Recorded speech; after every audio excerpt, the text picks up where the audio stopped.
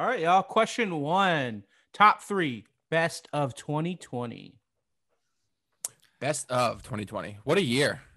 What a Selfishly, year. I have to say, I know a lot of people struggled hard this year with some serious stuff. I had personally had a great year. I think I've said This that. year was my best year of my life. My business me too. popped off. So, yeah. But You think it's because of adversity makes people better, or just? Well, I think it's just situational for everyone. Just being inside more, or quarantine, that part was why was it the best year for you? Why was it the best year for you? Because of Lucy and being able to be home and that was a big thing. Is being the motivation of having a child, Well, no, I think you had a baby, and then which is great, and then also you kind of got stuck at home to spend time with her. Right. Had I not had a baby, had I not had her, I'd be going crazy. God, yeah. Absolutely crazy. But it has been amazing. So there's just a lot of joy that comes with it. So that's been great. Like you said, work's been good. Working from home. I think a lot of people are noticing that. Yeah, you don't have to be in an office to be. Yeah, I mean the stock market's way up. I guess if you're a restaurant owner or a gym owner, it's been a rough year. If you lost your job because you work for one of those type of businesses, but worst part of the year for me is wearing this suit. Wearing this suit. Of course, if you got the virus and died. Yeah.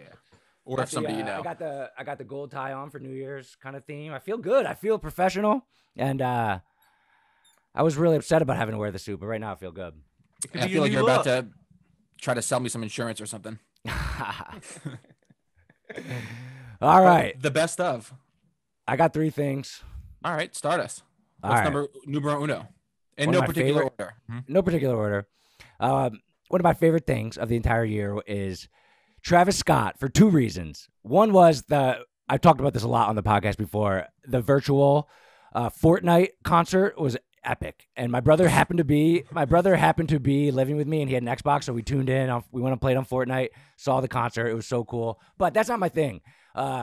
Also, one of my favorite marketing things of the year was, I don't know if you know about this, the Travis Scott McDonald's meal. Yeah. So it was so cool because you drive up through the drive-thru and you just say Cactus Jack sent me, and then they give you the meal. And the meal is awesome too. I never got it, but it's a quarter pounder with cheese, bacon, and lettuce, medium fries with Sprite and specifically a barbecue sauce, which is, I love barbecue sauce. Sprite's probably my favorite soda. So I love the meal. I love the marketing strategy.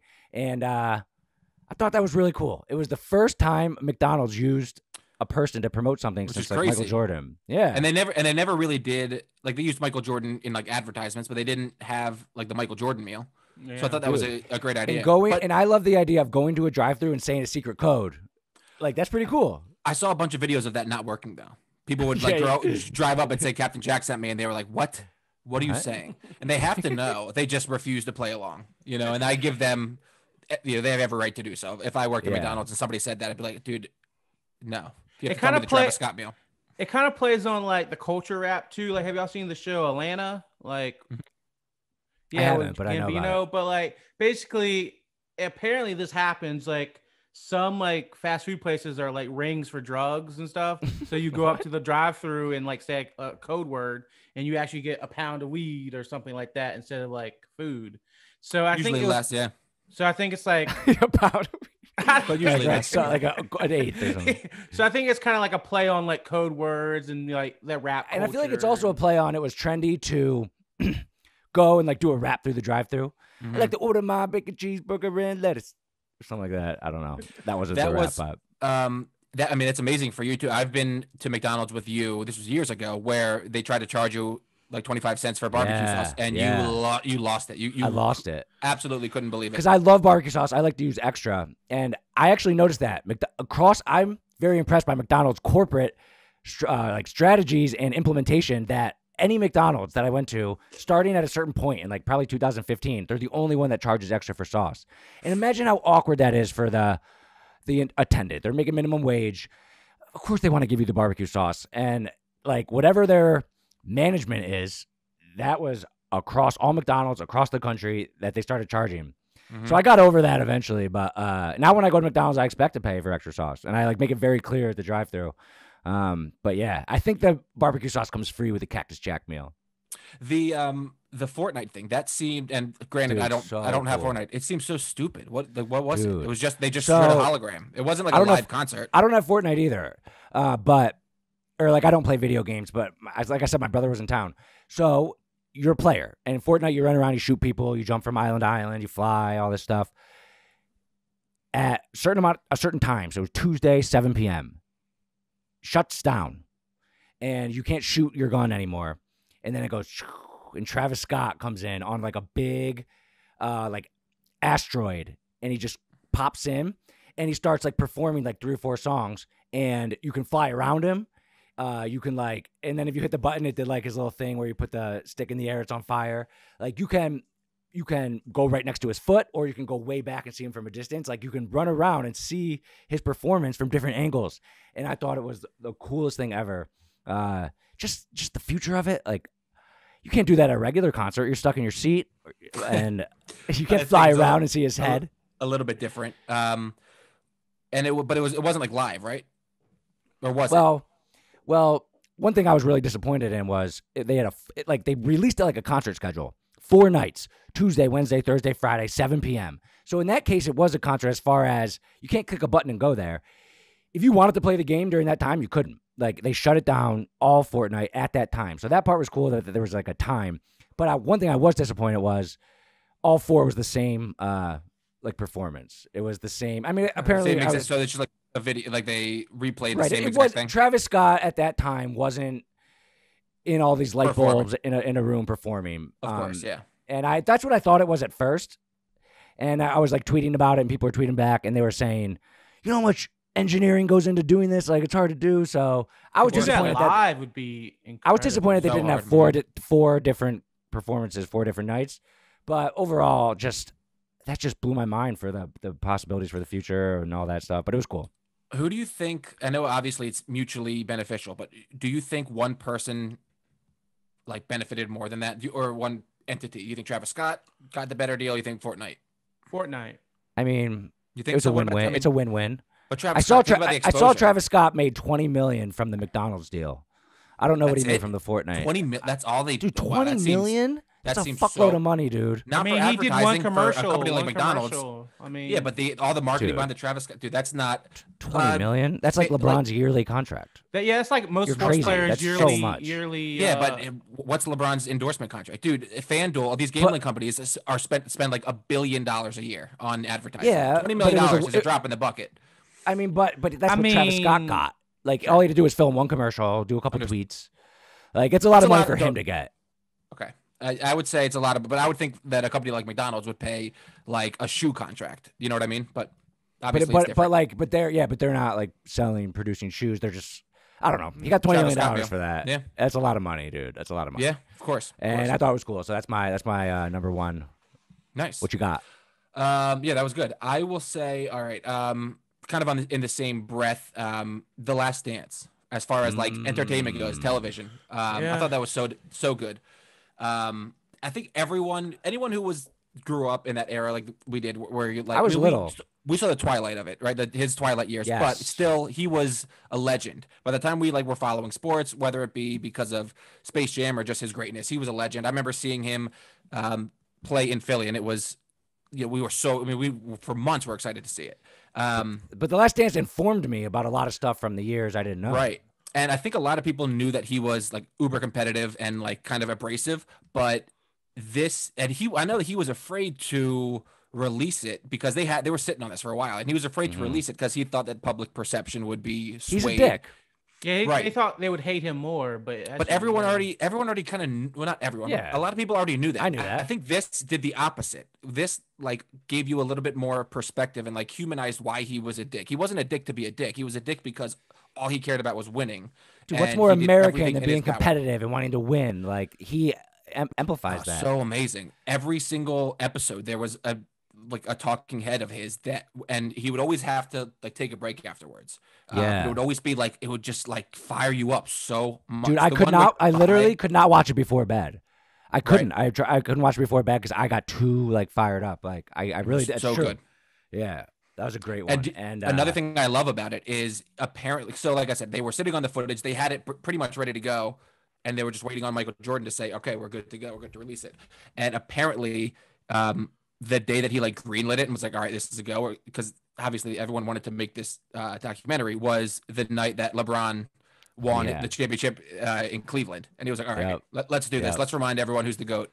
And it's just amazing. I thought it was such a well done. I love documentaries, and that was a highlight of television for me this year. The main thing I learned from that I didn't know was the year that Jordan was out and Scottie Pippen and the team, they went to the Eastern Conference Finals against the Knicks.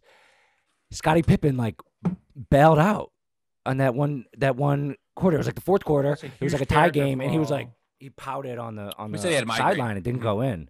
I mean, jeez. But what I learned is that Jerry Krause is just like, he's actually was like, he's hated, but like he was hated by Jordan, who makes everyone an enemy. Yeah. Yeah, but he like didn't. I mean, there was no reason for that team to have to break up like that. And he was like the villain from Space Jam was obviously and I didn't know that before The Last Dance. Yeah, me neither. But I knew that he was like kind of a public enemy, and him and like Jordan never got along. Pippen, like he wouldn't pay, but he was. I loved how they would just like rag on him, make fun of him so hard to his face on the play, and they were all just like, "Hey Jerry, want to come shoot some layups with us?" Exactly. It was so funny. I loved seeing all like that behind the scenes footage and Jordan at practice, just so cool. And I remember the one time, like him and Scotty, where they were like drinking a couple of like cheap beers, and Scotty's like, "I don't want to see the camera have us drinking beers," and like we didn't see that footage until all these years later. Yesterday was LeBron's birthday, and dude, I think LeBron is better than Jordan. Jordan literally was so competitive and fierce that he tired himself out twice. He had to retire twice. And LeBron's, first time because his dad, like LeBron has better longevity. And by the way, that was another thing I was very disappointed about in the documentary was the story of his dad dying is still mysterious. Well, it's not really mysterious. It was a murder. Question, right? And it's a question, and you know why? Like what he had gambling debts and things like that, which is why he allegedly retired and went to play baseball because he got people caught don't just murder basketball. People don't just murder random people, and they don't just murder Michael Jordan's dad. Right. So why did they murder him? Because he was in debt like crazy. Yeah, I mean, but he's so, but like that's what they say. He's so. I mean, the one thing he always said about his gambling problem, he's like, yeah, I love to gamble. I do it all the time. I love to win. I have a lot of money though. So like for someone else who has a gambling problem that can't pay their mortgage, I get that how it's bad. For me, I'm rich. So like if this had a gambling debt and they were like, here's what I think. They were like, I'm going to murder your dad. He's like, yeah, okay. And then they did it. And like he could have he had the money. Sure. He obviously he's way richer now than he was when that happened. But yeah, I mean, for sure. He had the money. Depending on what the debt looked like. But also this is like hearsay. Who knows? But that would also explain why he quit and retired and played baseball in the minor leagues for a year. People were saying he got caught betting on basketball. People say he got pushed out. Like because the story's vague and they did not clarify it well in The Last Dance. Because of course why he wouldn't greenlight that. It would just legitimize it, but because I think he had final say in all the content. Like if he didn't want it in, it wasn't going to get there. But it makes sense if David Stern found out he was betting on basketball. Like he was Michael Jordan. For that to get out would be catastrophic to the NBA. But like, how would him playing have it get out more? Well, they had to do something. You know, like a punishment type thing, and like, yeah, it's a little shady around that storyline, but whatever. What do you think about like? I know betting on. I don't know. Come on, Pete Rose, like. Yeah, exactly. If you bet on yourself, I still think that's fine. If you bet against it, that's not cool. Like the White Sox in 1908 with Julius Joe Jackson, or whatever they were. And that is wrong. That is not. That will ruin your league. It'll ruin the integrity of your fans of the sport. You can't bet. And that's why. So you shouldn't be allowed to bet on the game you're in, even if you, like that's a fair. You should be able to rule. bet on your sport. I don't think you're allowed to technically bet if you're if you play professional sports. I don't think you should be able to. Don't. What's the point of that? Don't. I'm fine with that rule. I mean, if you're an NBA player, you can't bet on the NBA. Like that's. What about like can an NBA player bet on football? If it's legal where they live. In my opinion, sure. I agree. I don't know if they are. I think they are. I don't know. Interesting. But yeah, so The Last Dance was great. I was trying to think of like that's a great TV. One. We talked about Tiger King being overrated. I think The Last Dance was infinitely better. So yes, of course. All right, my second one is my man Donnie Trump loses the election, and we don't need to get too deep into it. And I was disappointed to see that this. I have, you know how we talked about you remember memories and all that stuff. I've always said this is my favorite moment from the Trump presidency, and it's so stupid and silly. I don't know why I love it, but I'm gonna share my screen real quick and play this like 5-second clip. I just want to see like if you can remember this or your reaction. Used to say, I Tim, don't remember it. you got to start doing it over here, and you really have. I mean, you've really put a big investment in our country. We appreciate it very much, Tim Apple. But we're opening it up. We have to bring people in. We want them to be people. Thank you very much, Tim Apple. Like Amazing. I love that. I like. Is it love it because I'm making fun of him? Is it stupid? I don't know why I like it so much. It's just it's so silly. Tim Apple. Good like it's like a microcosm of how his brain works. Do you know what I mean? Yeah. Simplifying. Apple guy. He's Apple. Yeah, I love that. It's also I love seeing him embrace if he found out Tim Apple said one thing that could be like a disparaging comment against him. Tim Apple doesn't like him. Right, but say Tim Apple after that came out and said something offensive about Trump would go on record publicly and like just start trashing Tim Apple and call him short and weak or something. You know what I mean? So he's so spiteful and vengeful. So you think it's like he might have did it on purpose? No, I think it was like a Freudian slip. Yeah, agreed. Yeah, but that was actually in 2019. That was going to be my moment, but I'm taking the liberty by saying I love the guy. I'm very surprised he lost. I get it though, and he's surprised he lost too. He could have done a lot of things better as far as the quarantine stuff. Yeah, this year and I think protests. It wasn't even like I don't know how much of it is his actual policy around this stuff versus his response to like his policies are great. His policies are great. I'm talking about like this year with the the protests, the political unrest, that's one thing, but the like coronavirus stuff. Nobody knows how to do that. So it's a bad look that he like disbanded the pandemic response team. But I have no problem with that. Right. He should have embraced the masks earlier. Right. And he should have not. He like continued to do it. He could have learned from his mistakes early and been like, okay, I'm going to change my tone. And he didn't. That's what I think was like his biggest mistake. And every single person was like watching. There was that 15 days to stop the spread, March, April, something like that. And they did a press conference every day at 5:00. And he even said the ratings were off the charts. Like that was highly watched. Crazy. And Shelby's dad said that's when he lost his vote because he came out there like ready to fight with the press and stuff. And it was good TV and he had some good points, of course, like always. But he needed to be more just respecting the desk. And then that comment, it is what it is. That's him. I mean, he doesn't look back at the negative things. He moves forward. But he needed to be a little more, I understand that this is a terrible time for some people. A little more empathetic. He has zero empathy. And like, I'm not saying he's not kind and like he doesn't have like a little bit of kindness down in his soul, but he should have faked it. He should have faked some empathy during the virus with people dying. And that is what it is. Comment wasn't great. And I said this many times. The protests, I kind of agree with his policies as far as, hey, this is looting and rioting. This is not right. And anybody has the federal government support if they need us to come in. And that was the right response policy-wise, but he should have just been, this is a moment I can unite the country. And he doubled down on kind of being a dick. It could have been a layup for him. He could have said like a layup. I use that phrase many times. Of course, this single incident, it was awful. And this guy, like this was. I mean, he did say that, but he didn't say it like deep enough. Right, and then you go back to when he was talking about the stuff in Charlottesville. He's like, oh, there's good actors on both sides, and then with this, he's like, oh, these people are all scumbags. It's like, okay, just he has no tact. He has no like subtlety in the way that he's speaking. Do you think he would lose supporters by showing empathy towards the left liberals? Like, you can't lose supporters by like being Martin Luther King-esque, like saying, hey, we are one America. Every single person that's an American gets rights and we love everybody. Let's unite. Like, no, I don't think he would lose supporters. That's what I think he did. He was the worst at is like, I've said this before on the podcast, I think, but his biggest enemy in his mind is an American who doesn't vote for him, an American who doesn't support him, as opposed to like an American enemy. You know what I mean? Yeah. Like even if he thinks that, but fakes it, goes up there and just says, I love everyone. I respect everyone. it would have been nice. But that's a good thing that he doesn't fake his like thoughts. His like. I mean, that's his realness, and that's cool. Yeah.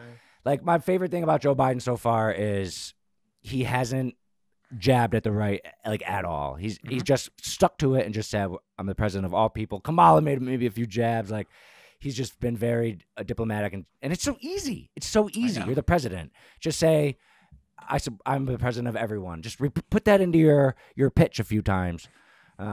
Never before have whatever. I mean, at least in our lifetime, has there been an era where like people hate each other just because of their politics? I mean, it's crazy. It's crazy. The extremes always find reasons. Yeah, but if you Obama's a socialist. Well, if you voted for Trump, there's a big part of the country that just despises you. Yeah. Right. And then if you think that like Black Lives Matter, if you support that movement, then there's a whole side of the country that, thinks you're a snowflake pussy and hates you too. So it's like, it is very divided. Hopefully Biden being a moderate, I think it'll get, I don't think the country will get better as far as policies and foreign. That was Trump's best thing, was actually foreign policy. Cause he just wasn't like backing down, but everything's gonna be fine. Biden's gonna be a good president and we'll see what happens. But Tim Apple was, and Trump, that was my other 2020 thing. Love it. Awesome. Cool. So another awesome thing that happened this year, SpaceX, really like space in general, but SpaceX was awesome. It was the first time that NASA had partnered with like a private company, right? And sent astronauts to the International Space Station. That was amazing. Also, NASA landed a spacecraft, on an asteroid, which like kind of went under the radar. That's amazing. Yeah. I know Trump, when he got into the office, said he was going to start funding and support like space exploration. He had a Space Force and all that stuff. I love the idea of the Space Force. That's amazing. That's a great idea. And this has been, that was, I hope Biden keeps it. Also aliens. I know you're going to laugh at this, but like the government essentially confirmed that aliens exist this year. And there was so much going on that everyone just was like, oh yeah, of course. But like, I wouldn't go as far as say they essentially confirmed it. They said there was an unidentified like object or something like that. And like I don't know like an actual piece of like metal or something like that. Like something that was physical. They were like, we don't know where this came from. They said this is unearthly, right? Like this did not come from Earth. And then also, I think, and I'm kind of speaking out of my butt a little bit, but I think that the coronavirus relief bill that was recently signed had something in it that said that all of the, like maybe not all, but a lot of classified information as it pertains to aliens needed to be disclosed in 180 days from the day it was signed. So what? It's so weird how they could put that in that. They put a lot of stuff in those bills that you don't realize. No, I didn't. That was bad. Like a lot of, for this $1 billion+, I think several $1 billion relief fund, like 500 million went to additional salaries for people in the government. Like money went everywhere. Almost none of it has to do with COVID. Almost that's what happens with those bills. Like, a lot of it, millions and hundreds of millions of dollars for foreign aid when they're spending less on the American people. But regardless, if it leads to more classified information getting released, that's amazing. I'm all for it. Yeah. What do you think the reaction would be? Are people now like jaded and so understanding? It depends what the information is, I guess. If they say like, yeah, we've been visited by aliens, I think people are going to be like, yeah, okay, like we gotta do that, and then just keep going. I would need more details. I mean, I don't know what that means.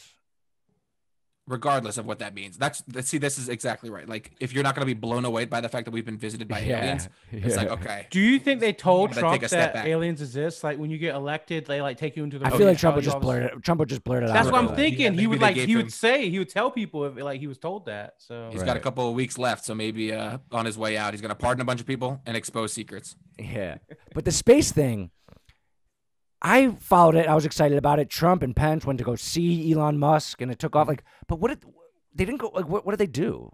They went to the International Space Station. But the big thing is that they, like, basically a private company. That's the big deal. Space. How often do people go to the International Space Station? I think like relatively often. I don't know exactly. That's why I don't know. Like, they didn't go to the moon or anything like new or exciting. It was just like, well, the people who launches it's a private company. That was the main thing. It was the fact that the government and private company are working together, and I'm all for private companies doing space, of course. Right, for sure. And then, is that going to lead to like commercial space exploration? People get it, random. I think commercial space exploration would be so fucking boring. Really? Like you pay $100,000, whatever it is, you get on a plane, a rocket ship, and then you go up and you just like fly around space, and like that's it. it'd be so boring. And I actually heard astronaut on Joe Rogan say, Joe Rogan was like, what was it like? You're on the International Space Station. You're looking at the Earth from space. He was like, huh. I mean, I've seen pictures before. It's kind of like, it's just, it looks like what? I don't know. It looks like in the disagree. pictures. Because I mean, it'd obviously be cool, but I feel like the story's cooler than the reality of flying around space. Also, it's not like you're taking, you're not taking an airplane up there. Taking a right. rocket ship. The takeoff would be cool. The takeoff would be cool. And then when I you're guess there, I'm talking about when you're up there. And then also, I'm sure he got bored after like weeks, right? But if you're there for like a day, I can't imagine that would be boring. It's just like traveling in any situation. Depends what you're doing, who you're with. But right. I mean, maybe we'll talk about space a little more later in the future stuff. But sure. Yeah, that's pretty cool. So that's kind of your first step to like going to Mars. And it was a big thing. And it was a big thing for 2020. That was a positive. Yo, you sound great, but just like make sure all your shit's like perfectly plugged in, like the cords, because it's once in a while it like ruffles, like the cord. Just like make sure it's not like loose. All right, so that was your number 2. My last one is like a selfish one, but it kind of relates. I got a Tesla, and I got it in March. And you ever been in one? No. Well, not one that was. Yeah, no, not one I was driving. I've been obsessed with driverless cars ever since I heard about them because, as you know, I'm a horrific driver. Mostly because I don't really pay attention, and it's such a chore to have your hands locked on the wheel, stare at the road.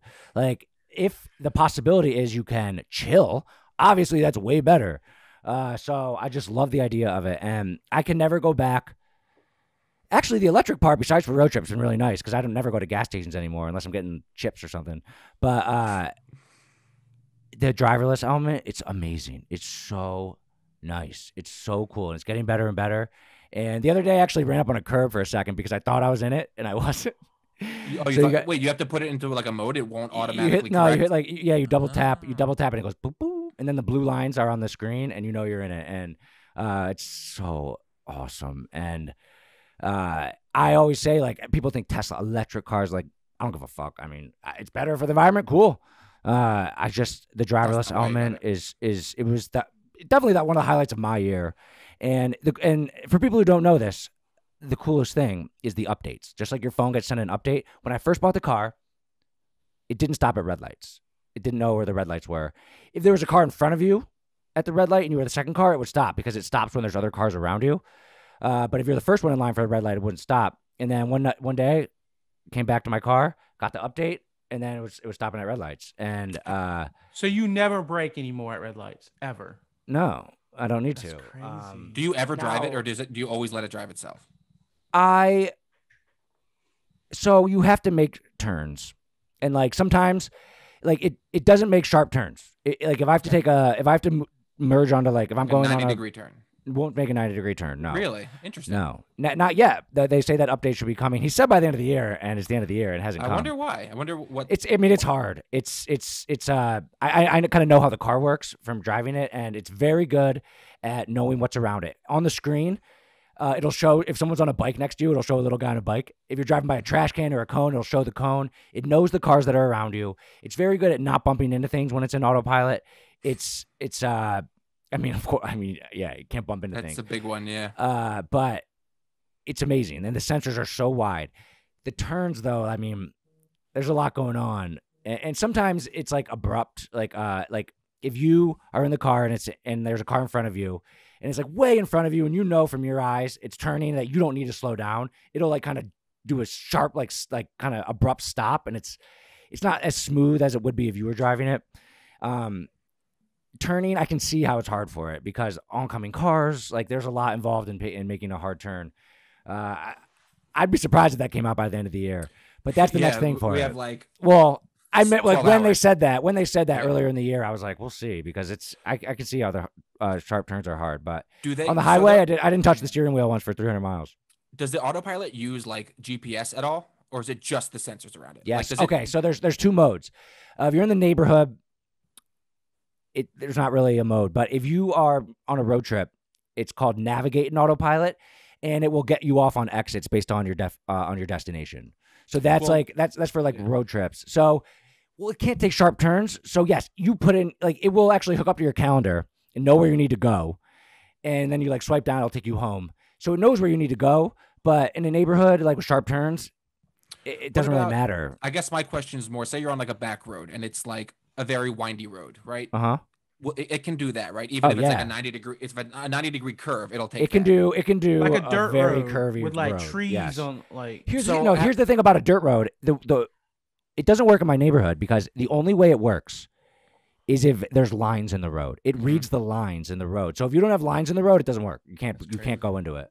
So like when I went from driving a stick to driving an automatic, there were certain things that like I had to get used to again because I started driving an automatic, then stick, and then when I say I was on like a back road and I was approaching a sharp turn, like an automatic car won't know that's coming, so it will like downshift, or upshift, and you'll get a little bit more speed, right? And then where in the another car, and you have to hit the brakes versus just downshifting. Like, is that an issue? Do you see, like, if you're on a road and there's a curve there, like, will the car not anticipate the curve until it gets close? So, like, it's accelerating kind of, and then it has to, like, it'll slow down around curves. It'll slow down around curves. Like, naturally? Or is it, like, naturally, kind of abrupt? Okay. I mean, cool. Yeah, naturally. It's really good at curves. But once there's a turn, it can't do it. And, is that I actually keep my foot on the accelerator a lot. Like, you can set the speed limit, and I swear sometimes it lets you go like way above the speed limit on highways. Sometimes it won't let you go like if it's the speed limit. It knows the speed limit, which is cool. But if you're going 45 and you want to go like 55, you put it in autopilot, but then you keep your foot on the accelerator. And so sometimes if I'm going around a curb too fast, it's my fault because I'm accelerating. Sean, I was gonna say one thing. Yeah. Like the lights is like yellow about to turn red, and you're like kind of going fast. Like I'll accelerate through it. Yeah, I was wondering, does like stop? You can override that. If I want to go through a red light, I could. I would just put my foot on the accelerator and just run right through it. Like, you can override the autopilot with the accelerator, but you could also, if it's a yellow light, it'll stop at the yellow light if you don't have your foot on the accelerator.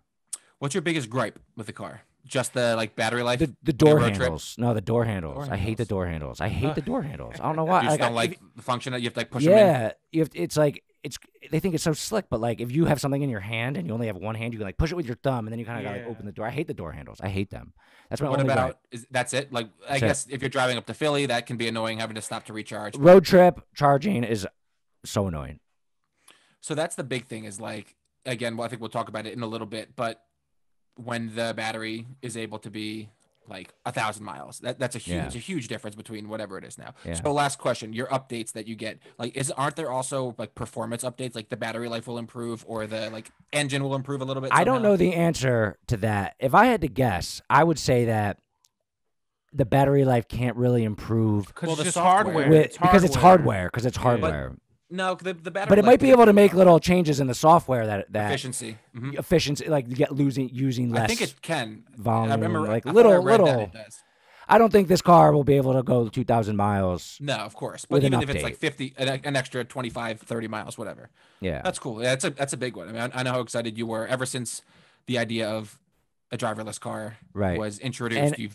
I've been obsessed with it, and all and everything else. Like in my old car, we had like the aux cord. All the music and the entertainment is seamless. It's seamless. It's perfect. You get in the car, and it'll just play whatever's on your phone, like right on the speakers, without having to touch anything. It's awesome. So it's definitely the highlight of my year. I'll never go back to a non-driverless car. Yeah, awesome. Now that's a good one. If I was saying like my personal year, obviously, I have to mention the whole having a child thing, but I'll keep this more general. So this is really more in the past 2 weeks, but I think it's a pretty cool, like a pretty cool thing that's happening. So the Bar Stool Fund, have you seen this? I don't know if you've. Yes. Yeah. So Gary Vee joined it.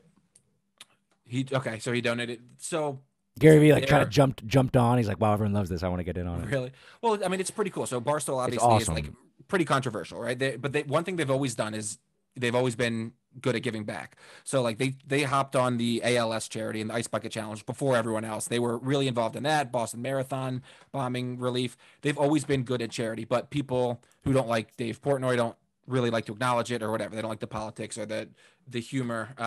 But this is, I mean, it's been less than 3 weeks and they've raised $12 million through basically Dave Portnoy and Barstool like calling out celebrities saying like, hey, like, hey, millionaire, you should donate, and Barstool fans. $12 million in a couple Dude, weeks. that's incredible. It's amazing. And I like. Here's my favorite thing about this is I'm actually not like a big charity guy. Like you give money to charities, like, and then I don't know what's Pay going their on employees. there. Like, and also I believe that you have to build yourself up first in the future. Maybe when I'm like more rich and doing something else, I can do more charity. But this isn't just giving to a charity. They're helping small businesses specifically, and they're picking them. And that part I love about it. It's actually money that's going right to the company. It's not like going to some charity where you don't know what's going to happen with it. How do you cure? You give $1 million to cancer. What do they do? I was thinking about this because really I was watching the video of Dave Portnoy talking to one of the he works with like cloth yarn or something. He's like a company. And I was thinking like they give money to him, but it's like in the contract is they own part of the business now. Like does Gary Vee get like a percentage? No, like nothing like that. I don't think Gary Vee is that really wouldn't be involved. Charity. I think Gary Vee's involved in the sense that he donated. He might have donated. He's not like a part of the. I think it's three people. But Gary Vee was tweeting like, just got off the phone with Dave Portnoy. I love what he's doing. Something like that. I was trying to think like, what do they get out of it? Basically, is there like an? That's the whole point. Nothing. Yeah. Oh, of course, views and recognition and everything like that. But they also if they took a percentage of the business, that wouldn't be like Tom Brady said he was in it. Like it's just like I don't know. Bunch of celebrities. And here's another cool thing: is it's not like a one-time grant. If they choose you, they will make sure that you get the money that you need to keep your payroll going and keep your business afloat until this is over. So it started like for a restaurant. So it's not like you get a check for $100,000 in January. It's like if this shutdown lasts for another 6 months, you get money the entire time to make sure that you can stay afloat. Yeah. So it's really cool. It's I think people are even the people that hate Barstool, like they're looking for a reason to like hate on this, but it's impossible to do. It's giving money directly to people in small businesses. And it's, $12 million in three.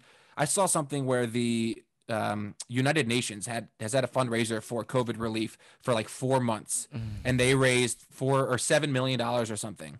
And Barstool has raised 12 million in a couple of weeks. It's pretty remarkable.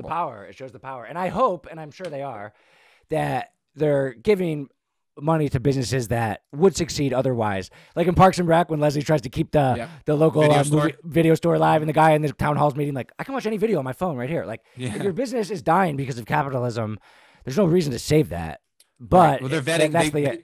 There's vet a well, ton of criteria, big time. They vet well because I think it's companies that haven't like shut down payroll. So companies that have been paying their employees, like it's not new businesses. Most of them are company or like restaurants or businesses that have been around for like 25, 30 years. And ones that I think a lot of them are ones that where people come in where the virus has affected retail, restaurants, movie theaters, things where events. And I think they're sticking to those businesses. So that is awesome. I haven't seen one person been like, everyone is like thinks it's amazing. And it is. Yeah.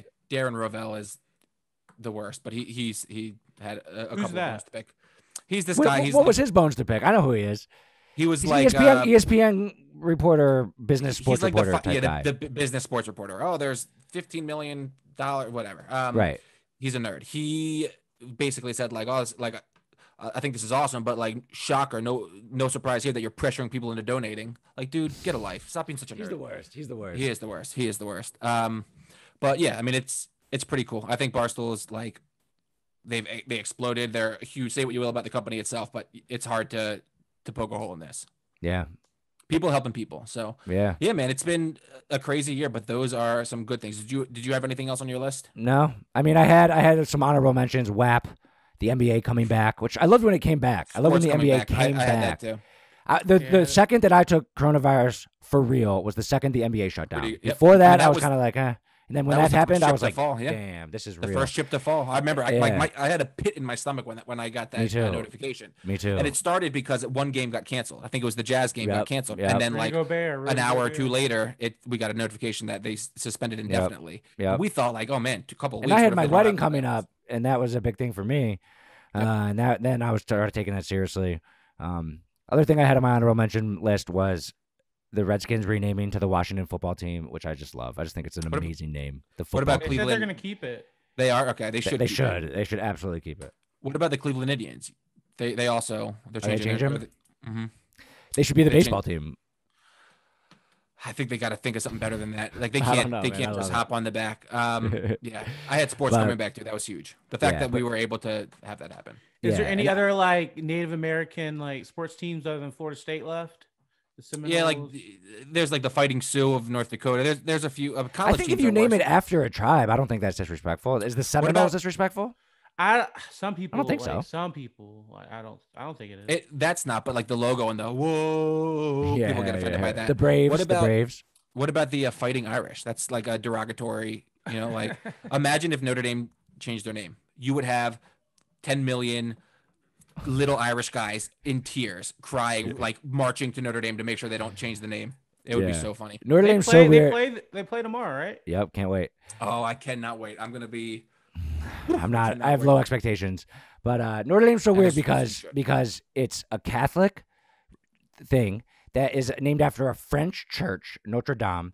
The Fighting Irish, and it's in Indiana in America. So weird. What before we never Sacred. talked about the ACC championship game. I know that you were excited for that one. What are your thoughts after that? They lost, and they knew that they could lose and still be in the final, the playoffs. So like, the undefeated element, the Patriots going to like being undefeated. My senior year in high school, my rec basketball league, we were undefeated and lost in the playoffs. Like being undefeated is in football is a little different, college football, but I'm not too upset about it. They still have a chance. They're the fourth best team. They They're actually have number 4. no chance versus LA. Yeah, were you? Did you They're think 20-point that they just underdogs. Do you think They're they got 20-point exposed? underdogs. Like, do you think it was after the first half? It was like, ooh, this team does not belong. I don't know, man. I think Like, they're the fourth maybe. best team. And We'll see. I'm not expecting much versus Alabama. I'm scared shitless. They're the best team they've had. They built themselves in 2012 when they got whooped by Alabama. They rebuilt the program to have like big linemen and the running game, and like this is big. I have low expectations. I'm very, very, very scared, but this is the best shot they got. So Devontae Smith is gonna like ruin y'all's like. I'm just can't very wait. scared. It'll be But fun. 2020, like, yes, a year we'll never forget, which people say it's a terrible year. And of course, but it's a year we'll never forget. We'll always look back on. A lot of people are in different situations, but we learned a lot about ourselves as humans, and we put it into a new situation. We saw how we reacted. I think it's a year we'll never forget. And I think that with any negative, you've got to find the positives in it. And Yeah. I think it was a good year. I had a couple real quick honorable Yeah. mentions. So Yeah. the song "Forget Me Too," it's on MGK's new album with Halsey. Okay. MGK had like a pop punk album. I love that I don't. album. We talked about it. I do not like him as a rapper at all. I love that album. I love this song. It's amazing.